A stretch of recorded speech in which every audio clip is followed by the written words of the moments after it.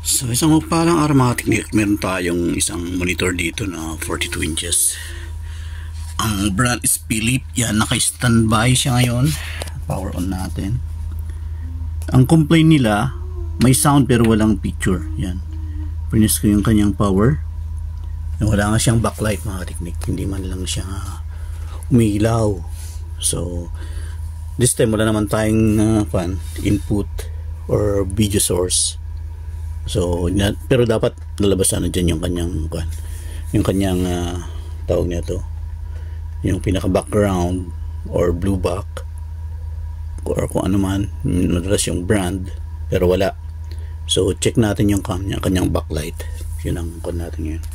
Focus lang muna natin backlight, tapos yung supply ng backlight, pwedeng power supply din. Pero ang base kasi sa kwento ng may-ari, may sound pero walang picture. So malaking chance ang pwedeng T-con pero backlight muna tayo kasi walang response ng backlight.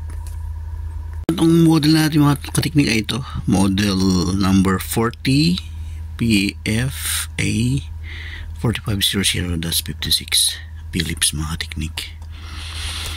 Okay, buksan natin. Teknik ko, etong pagkabukas ko, etong bumungad sa akin. Ang tanong, paano nangyari to? Ang tanong, paano natanggal? Or ginawa na dati?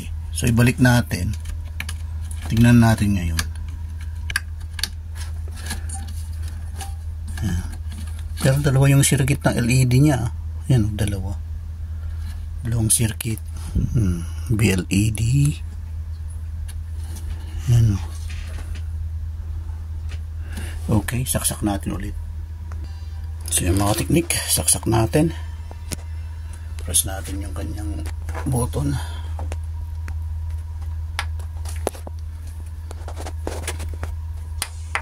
Yan.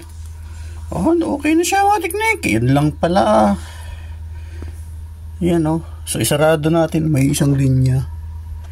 So thanks God at walang sirang pyesa, natanggal lang. Ang tanong kung paano siya natanggal. O siguro sa kabubuhat nila. So okay, sarado natin.